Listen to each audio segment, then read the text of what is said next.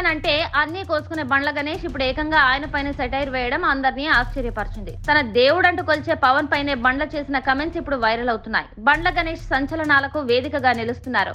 వృత్తిరీత్యా సినిమా రంగమైన రాజకీయాలపై ఎక్కువగా మాట్లాడుతుంటారు. సమకాలీన రాజకీయ అంశాలపై హాట్ కామెంట్స్ చేస్తుంటారు. ఇటీవల తెలంగాణ ఎన్నికల్లో ఆయన చేసిన హడావిడి అంతా ఇంత కాదు. కాంగ్రెస్ పార్టీ అధికారంలోకి వస్తుందని, ప్రమాణ స్వీకారానికి 2 రోజుల ముందే ఎల్బీ స్టేడియానికి వెళ్లి పడుకుంటానని కూడా ప్రకటించారు. ఇక టీఆర్ఎస్ పై చేసిన ట్వీట్లు అన్ని ఇన్ని కావు. అయితే అదే అలవాట్లో ఇప్పుడు పవన్ కళ్యాణ్ పై బండ్ల గణేష్ హాట్ కామెంట్స్ చేయడం విశేషం. పవన్ కళ్యాణ్ కు బండ్ల గణేష్ వీర భక్తుడు. ఈ విషయాన్ని చాలా సందర్భాల్లో ప్రకటించాడు కూడా. పవన్ నటించిన తీన్మార్, గబ్బర్ సింగ్ నిర్మించింది బండ్ల గణేషే.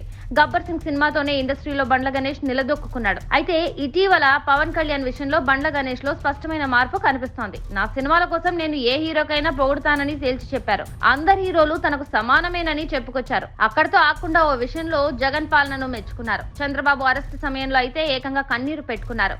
ఇవన్నీ చాలవన్నట్టు ఇప్పుడు పవన్ విషయంలో చేసిన కామెంట్స్ వైరల్ అవుతున్నాయి.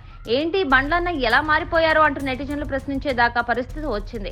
ఇటీవల ఓ ఇంటర్వ్యూలో బండ్ల గణేష్ కు అనుకోని ప్రశ్న ఎదురైంది. సోషల్ మీడియా ప్రొఫైల్ పిక్ లో మీరు చదువుతూ కనిపించారు ఏంటి, మీకు పుస్తకాలు చదవడం అంత ఇష్టమా అంటూ యాంకర్ ప్రశ్నించింది. అయితే తాను ప్రతిరోజు గంటకు పైగా పుస్తకాలు చదువుతానని, అందులో ఉన్న మంచి పాయింట్స్ ను అండర్లైన్ చేస్తానని బండ్ల గణేష్ చెప్పుకొచ్చారు. తనకు చిన్నప్పటి నుంచి ఆ అలవాటు ఉందని గుర్తు చేశారు.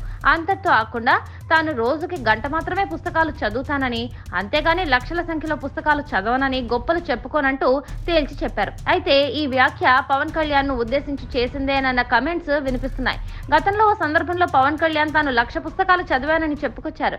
ఇప్పుడు దానికి కౌంటర్ గానే బండ్ల గణేష్ మాట్లాడారని, పవన్ తో ఎక్కడో చెడిందని కమెంట్స్ వినిపిస్తున్నాయి. అందుకే బండ్లన్న ఈ తరహా వ్యాఖ్యలు చేస్తున్నారని సోషల్ మీడియాలో ప్రచారం జరుగుతోంది.